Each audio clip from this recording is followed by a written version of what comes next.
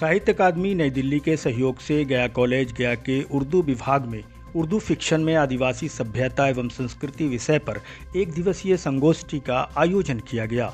इस अवसर पर कॉलेज के प्राचार्य प्रोफेसर सतीश सिंह चंद्रा ने अध्यक्षीय भाषण देते हुए कहा कि उर्दू भाषा की मिठास मन को मोह लेती है। जब भी उर्दू में भाषण या वार्ता सुनता हूं तो ऐसा लगता है जैसे कोई मेरे कानों में शहद घोल रहा हो। उन्होंने कहा कि उर्दू भाषा से उनका हमेशा से गहरा लगाव रहा है। उन्होंने आगे कहा कि इस संगोष्ठी का विषय समय की मांग है और आज प्रस्तुत किए गए शोध पत्रों को सुनकर यह महसूस हुआ कि उर्दू साहित्य में आदिवासी संस्कृति पर समृद्ध सामग्री उपलब्ध है। मुख्य अतिथि के रूप में प्रसिद्ध शायर एवं साहित्य अकादमी के उर्दू सलाहकार बोर्ड के संयोजक चंद्रभान ख्याल ने कहा कि भारत सरकार आज जल, जंगल और जमीन के संरक्षण के लिए गंभीर प्रयास कर रही है। ऐसे में इस विषय पर संगोष्ठी का आयोजन सराहनीय है। उन्होंने कहा कि साहित्य का उद्देश्य दबे कुचले लोगों की पीड़ा को सामने लाना, आज आदिवासी समुदाय को जंगली और कबीलाई कहकर समाज से अलग किया जा रहा है। ऐसे में उनके दर्द को साहित्य के माध्यम से अभिव्यक्त करना हमारी नैतिक जिम्मेदारी है।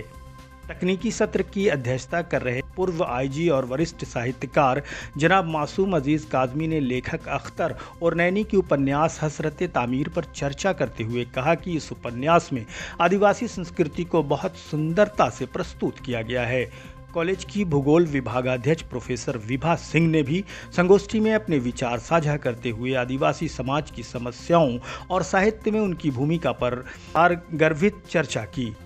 कार्यक्रम का उद्घाटन सत्र में स्वागत भाषण देते हुए प्रसिद्ध फिक्शन लेखक और साहित्य अकादमी के सदस्य डॉक्टर अहमद सगीर ने कहा कि यह विषय एक चुनौती की तरह है।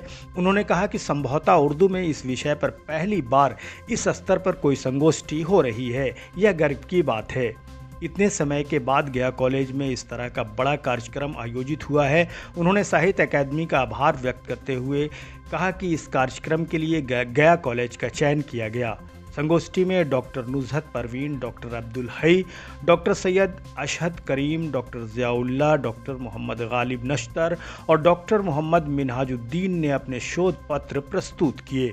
कार्यक्रम की शुरुआत एमए तृतीय सेमेस्टर की छात्राओं द्वारा कॉलेज का कुलगीत, स्वागत गीत और इकबाल की मशहूर कविता भारतीय बच्चों का राष्ट्रीय गीत प्रस्तुत की गई। सभी अतिथियों का स्वागत पुष्पगुच्छ और शॉल भेंट कर किया गया। दीप प्रज्वलन के साथ कार्यक्रम की शुरुआत हुई। संगोष्ठी का संचालन उर्दू विभाग के प्राध्यापक डॉक्टर मोहम्मद मिनहाजुद्दीन ने कुशल पूर्वक किया और सभी अतिथियों का परिचय भी प्रस्तुत किया। कार्यक्रम के समापन पर उर्दू विभागाध्यक्ष डॉक्टर अब्दुल हई ने धन्यवाद ज्ञापन प्रस्तुत किया और कहा कि विभाग में इस प्रकार के आयोजन से उर्दू भाषा और साहित्य को नई दिशा मिलती है।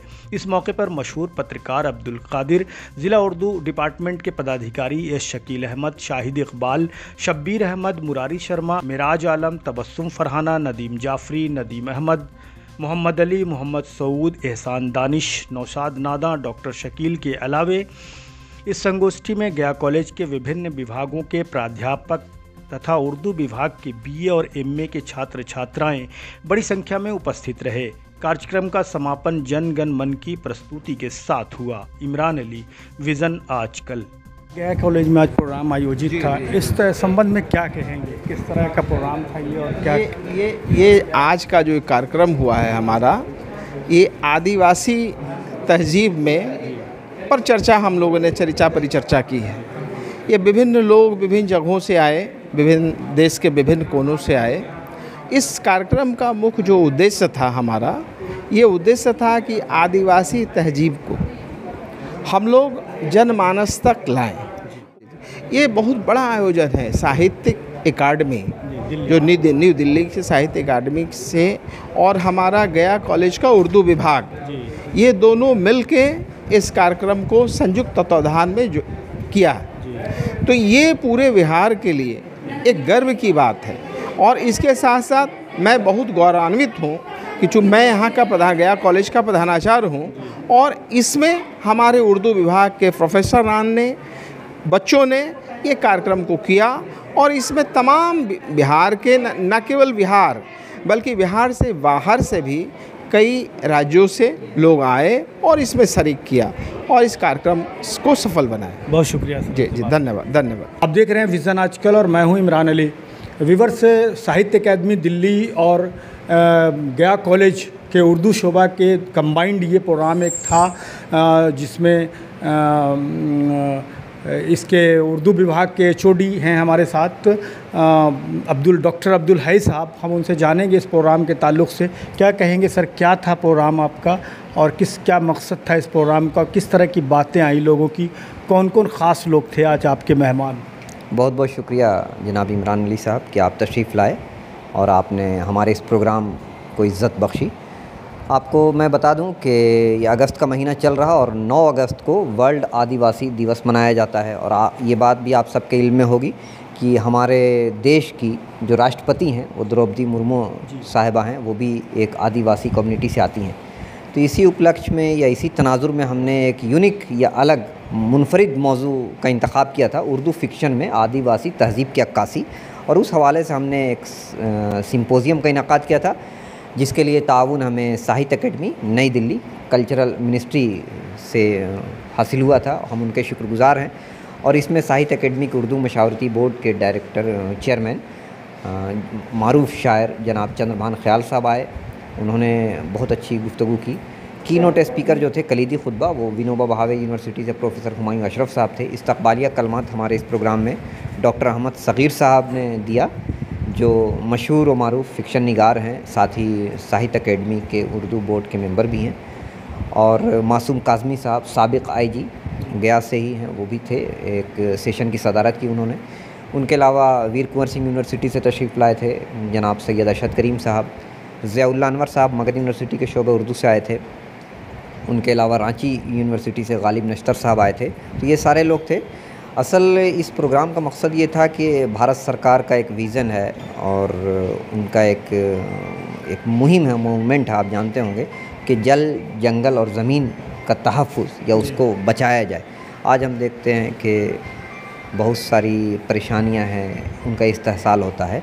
तो आदिवासी लोगों को किस तरह से हमारे फ़िक्शन में पेश किया गया है, उसी हवाले से ये प्रोग्राम था जिसमें सभी ने बहुत अच्छी गुफ्तगू की कि भाई आज उनका जो इस्तेहसाल हो रहा है या उनकी जो परेशानियां हैं, उनका जो मसला है, उन सब को भी अदब में शामिल किया जाना चाहिए। जंगल की खूबसूरती, उनकी ज़िंदगी, उनका रियल लाइफ, ये सारी चीज़ें भी बहुत प्रोग्राम को खूबसूरत कर रही थी। उस हवाले से क्या कहेंगे? जी, मैं आपको बता दूं कि देखिए, जब भी हम आदिवासी का लफ्ज़ सुनते हैं या उसको हम बोलते हैं तो जहन में हमारे सबसे पहला जो स्टेट का खाका उभरता है वो झारखंड का। उड़ीसा, झारखंड, छत्तीसगढ़, बंगाल, तो ये जो सारे इलाके हैं वो आदिवासी तहज़ीब के इलाके हैं। अभी भी जो है पहाड़ों में, जंगलों में लोग रह रहे हैं, बस रहे हैं। और उनकी बहुत सारी परेशानियां, जो मसाइल हैं, वो किसी साहित्य में या कह लीजिए कि ख़बरों में भी नहीं आते हैं। भाई उनकी बस्तियों में अस्पताल नहीं है, उनकी बस्तियों में जो है जो बुनियादी सहूलियात हैं उनका फ़ुक़दान है। तो उस हवाले से उर्दू फ़िक्शन में बहुत सारी चीज़ें, जैसे कि मैं आपको बताऊं, चमरा सुर लिखा गया, बहुत अच्छा नावल है जो मरहूम शुमोल अहमद साहब ने लिखा। इलियास अहमद गद्दी ने फ़ायर एरिया लिखा था। उसके अलावा जो है हुजूर आमा लिखा जनाब शब्बीर अहमद साहब ने। तो ये सब आदिवासी तहज़ीब व सक़ाफ़त के हवाले से हैं। और अफ़साने लिखे जा रहे हैं, अख्तर उरैनवी ने, सुहैल अज़ीम आबादी ने, बहुत सारे उर्दू के राइटर्स ने। तो उनके जो प्रॉब्लम्स हैं या उनकी मतलब ज़ात पात का मसला हो या रोज़गार में उनकी हिस्सेदारी हो, ये सारी जो चीज़ें हैं उनके हवाले से उर्दू फ़िक्शन में किस कदर लिखा गया है या किस तरह से पेश किया गया उनकी ज़िंदगी को, उनके रसूम और रिवाज को, ये सारी चीज़ें आज ज़ेर बहस आई। ठीक है, बहुत शुक्रिया सर। आपका भी बहुत बहुत शुक्रिया। आज का जो सिम्पोज़ियम है उसका मौजू है उर्दू फ़िक्शन में आदिवासी तहज़ीब व सक़ाफ़त। हैरत की बात यह है कि आज़ादी के इतने साल बाद भी इस मौजू पर उर्दू वालों ने कभी तवज्जो नहीं की, लेकिन साहित्य अकेडमी ने पहली बार इस मौजू पर तवज्जो की और एक प्रोग्राम कराने का इरादा किया। ये प्रोग्राम लगभग 3 साल से टल रहा था, लेकिन अगली मीटिंग में ये तय हुआ कि इस प्रोग्राम को गया में किया जाए और उसकी ज़िम्मेदारी मुझे दी गई और मैंने गया कॉलेज के शोबे उर्दू के लोगों से रब्ता किया, प्रिंसिपल से मिले और किसी तरह मैंने इस प्रोग्राम को कराने के लिए कामयाब हुआ और आज ये प्रोग्राम हो रहा है। सबसे बड़ी बात यह है कि ये एक खुश्क मौजू है और खुश्क मौजू पे कोई भी सिम्पोजियम या सेमिनार करना बहुत ही हिम्मत का काम है, क्योंकि होता यह है कि इस मौजू पे जो ईमानदारी से लिखना चाहिए वो लोग लिखते नहीं हैं, बहुत सरसरी तौर पे बात करके निकल जाते हैं।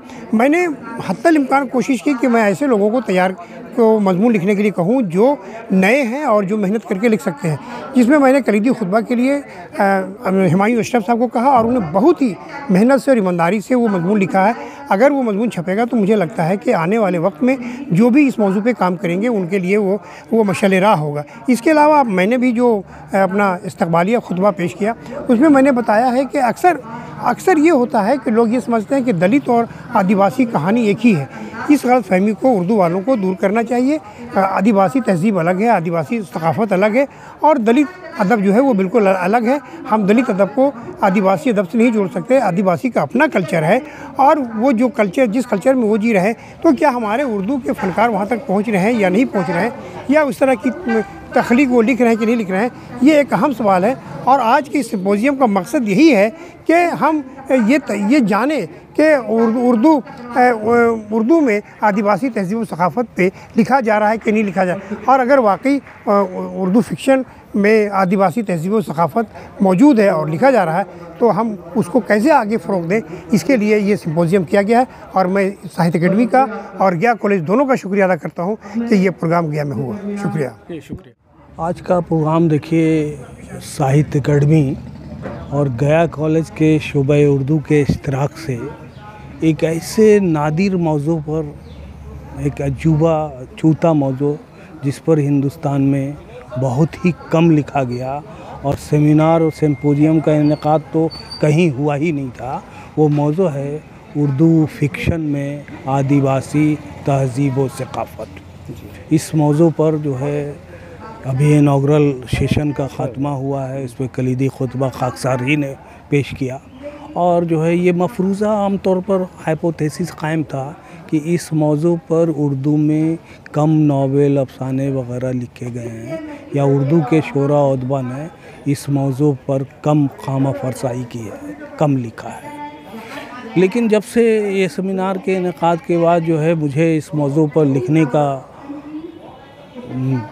कलीदी खुतबा देने के लिए कहा गया तो मैं रिसर्च करना शुरू किया। तो मैंने रिसर्च करना शुरू किया तो हैरत अंगेज़ ये हुआ कि 20-25 दिन की मेहनत व काविश से दर्जनों नावल और तकरीबन 30-40 अफसाने मुझे मिले जिसमें आदिवासी तहज़ीब व सकाफ़त, आदिवासियों की मसले और मसाइल, उनकी रहाइश, उनकी ज़बाइश, उनके हालात व अतवार, आदात व अतवार, उनकी तहज़ीब से पूरे ताल्लुक़ से अगर आदिवासियों की ज़िंदगी पे थोड़ी रोशनी आपको डालने को कहें कुछ बात तो क्या कहेंगे, उसका निचोड़ क्या कहेंगे? निचोड़ ये कहा जाए कि ये हिंदुस्तान की सबसे कदीम आबादी है जो कबायली ज़िंदगी में न जल जंगल ज़मीन में रहने वाले लोग, जल जंगल ज़मीन के तहफ़्फ़ुज़ करने वाले लोग, मासूम सादा लोग, मुनकसुर मिजाज, मेहनती खुददार कौम, और इनकी जो है अच्छी खासी आबादी है ना।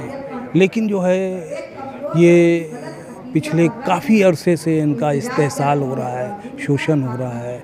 इनकी बका, इनकी तरक्की के लिए कोई मेहनत, कोई काविश, कोई तरक्याती निज़ाम नहीं चल रहा है जो ना, हर कोई उसको जो है कुचल रहा है। उस पर तालीम आने के बाद वो रोज़ी रोज़गार से वाबस्ता हो रहे हैं, उनकी तरक्कियाँ हो रही हैं, अब उनके अफराद जो है अच्छे आला ओहदों पर फाइज हो रहे हैं, है ना। लेकिन फिर भी अभी उसका ग्राफ नीचे है और मज़ीद कोशिश करने की ज़रूरत है। उनके साथ इंसानियत बरतने की ज़रूरत है, उनके साथ जो है उनके साथ मुसावात का रवैया अपनाने की ज़रूरत है और उनकी फलाह व बहबूद के लिए और काम करने की अशद ज़रूरत है। भाई साहब, जैसा कि आपने मेरा नाम लिया, चंद्रभान ख़याल मेरा नाम है और मैं पेशे से सहाफ़ी हूँ। कौमी आवाज़ अखबार में मैंने 25 साल गुजारे हैं। इससे पहले मैं तेज और सवेरा जो डेली अखबार थे उर्दू के बड़े मशहूर अखबार, उसमें रहा हूँ। इसके अलावा 2 मरतबा मैं दिल्ली उर्दू एकेडमी की गवर्निंग काउंसिल का मेंबर रहा हूँ। NBT जो बहुत बड़ा इदारा है पब्लिशिंग का, तो उसका भी मैं उर्दू एडवाइज़री बोर्ड का मेंबर रहा हूँ। इसके अलावा national council for promotion of Urdu language, जो हिंदुस्तान में उर्दू का सबसे बड़ा इदारा है, सरकारी इदारा है, उसका मैं वाइस चेयरमैन रह चुका हूँ। और आजकल साहित्य अकेडमी की उर्दू एडवाइज़री बोर्ड का कन्वेनर हूँ और वहाँ के एग्जीक्यूटिव बोर्ड का मेंबर भी हूँ। उर्दू ज़बान को मुल्क की कैसी ज़बान के समझते हैं आप? जैसे कि वो एक शेर है उर्दू के ताल्लुक़ से ना कि सब मेरे चाहने वाले हैं, मेरा कोई नहीं, मैं भी इस शहर में रहता हूँ उर्दू की तरह। तो उर्दू के ताल्लुक़ से अब जिस तरह के फ़ासले पैदा किए जा रहे हैं कि किसी एक मज़हब की ज़बान है, किसी दूसरे मुल्क की ज़बान है, इसको थोड़े में आप क्या हमारे नाज़रीन को बताएं? इख्तिसार से अगर कुछ कहूँ तो देखिए, उर्दू हिंदुस्तान में पैदा हुई है, हिंदुस्तान में इसकी परवरिश हुई है, इसकी तामीर और तरक्की का सारा काम हिंदुस्तान में हुआ है। और इसकी तामीर में, इसकी तरक्की में, इसके अदब के फ़रोग़ में हिंदू, मुसलमान, सिख, ईसाई सबका बराबर का योगदान रहा है। तो इसलिए ये कहना कि ये किसी एक तबके की ज़बान है तो ये गलत है। कुछ लोग अगर ये गलतफहमियाँ पैदा करना चाहते हैं तो ये उनका अपना मफाद है, वो अपने फ़ायदे के लिए इस तरह की बातें करते हैं। ये तो सबकी ज़बान है। और आज भी हिंदुस्तान में आप देखें, दुनिया में कहीं हिंदुस्तान के किसी भी गोशे में चले जाइए, उर्दू से मोहब्बत करने वाले आपको हर जगह मिल जाएंगे, चाहे वो नॉर्थ ईस्ट का इलाका हो, चाहे वो साउथ यानी जनूबी हिंद का इलाका हो, चाहे वो पश्चिम का इलाका हो, चाहे पूर्व का, यानी हर जगह आप देखेंगे। और चाहे मध्य प्रदेश में, आप कहीं भी जाइए पूरे हिंदुस्तान में, तो उर्दू के चाहने वाले हर जगह मिलेंगे। जिस नात पाक के लिए आपको शोहरत मुल्क भर में मिली है, कितने अशार हैं उसमें? देखिए, वो उसमें तकरीबन 400 बंद है। एक बंद जो है वो 4 मिसरों का है, मतलब 2 शेर समझ लीजिए, या 4 मिसरों का, यानी टोटल वो है लगभग 1600 मिसरों की पाबंद नज़्म है। और इस नज़्म को लिखने में कोई 11-12 साल का अरसा लग गया है, तो काफ़ी मेहनत करनी पड़ी है। लेकिन इसमें ये कहूँ कि सिर्फ मेरी मेहनत है या मैंने ही कुछ किया, तो ऐसा कुछ नहीं है। ये तो ये समझिए कि अल्लाह की मेहरबानी है और हुक्म बस ये समझ लीजिए कि तौफीक इलाही है। मुझे ये सब कुछ मिल गया, अल्लाह ने मेरा इंतखाब किया कि मैं रसूलुल्लाह की शान में उनके किरदार को लेकर के एक नज़्म कहूँ। और वो मेरे दिल में एक ख्वाहिश थी, अक़ीदत थी मुझे, और आज भी अक़ीदत है, तो लिहाजा वो नज़्म हो गई। तो ये सब कुछ तो मैं ऊपर वाले को इसका क्रेडिट देता हूँ। अपने लिए मैं तो